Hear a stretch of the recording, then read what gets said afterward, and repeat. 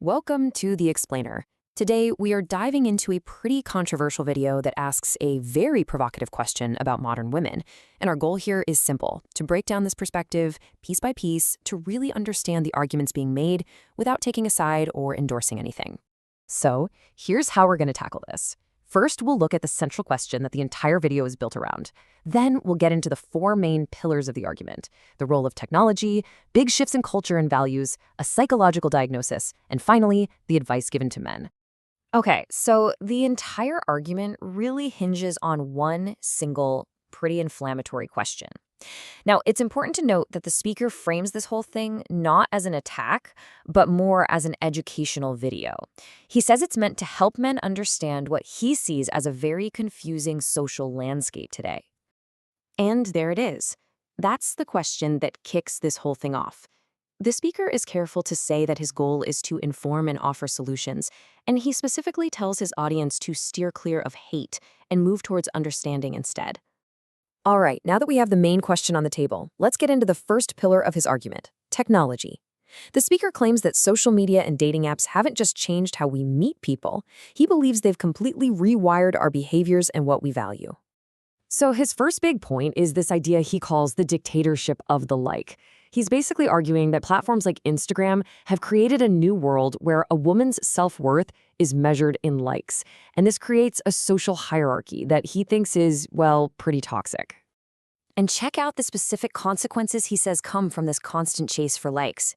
He argues it leads to women seeking massive attention instead of respect, and that it makes it harder to tell the difference between high-value and low-value men.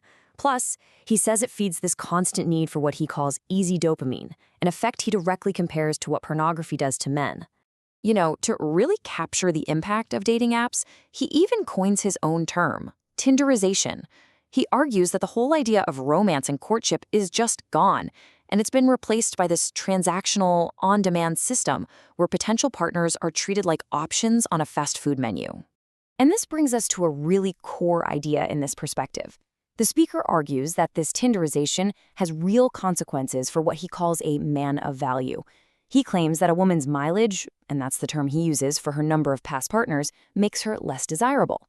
He says this is because of potential emotional trauma and the fact that she's more likely to compare a new partner to old ones.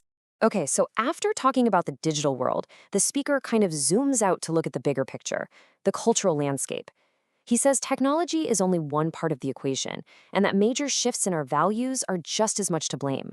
And a huge part of this cultural argument is that, in his view, women now see their bodies as their main currency. He says the clearest example of this mindset is the rise of platforms like OnlyFans, which he sees as the logical conclusion of women using their bodies as a way to get something in return. And this table really lays out his position, right? No mincing words here. He straight up calls OnlyFans digital prostitution. He reframes my body, my choice as a choice that comes with consequences, like being rejected by these men of value. And he totally dismisses the idea that it's empowering, calling it false entrepreneurship. Next up, he points the finger at what he sees as a fall in traditional values. You know, things like caring for the home, family, and motherhood. And he directly connects this decline to society moving away from religion. To really drive this point home, he uses this, well, pretty dramatic comparison in music. He holds up Michael Jackson as an example of elegance, romance, and songs with meaning. And then he contrasts that with modern artists like Bad Bunny, whose music he describes as filth, with lyrics that he claims tell women to be promiscuous. All right, so now we get to what the speaker presents as the core psychological reason for all of this.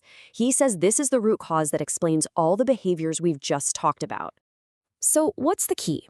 He claims that the real root of the issue is the lack of a paternal figure. He's pretty specific here. It could be a father who's physically absent, or what he calls a beta father, who he says fails to be a figure of authority or set any real boundaries. So what happens, according to him, when there's no authority figure? Well, he says it leads to this total inability to self-regulate. Without any limits being set, he claims behavior just keeps escalating, getting more and more extreme, which all leads to what he calls an absolute lack of control. Okay, so after laying out his whole diagnosis of the problem, he switches gears and starts talking about a solution. He offers a very direct call to action for the men watching, basically a strategy for how to deal with this modern dating world. And he lays out this really straightforward 4-step plan. Step 1, understand. Just accept that this is the reality. Step 2, adapt, but don't let it make you hateful. Step 3 is to actively identify and, his word, discard women who have these traits, especially those on OnlyFans. And finally, step 4, focus all your energy on finding what he insists are the many good traditional women who are still out there. And he wraps up all his advice with this final rallying cry.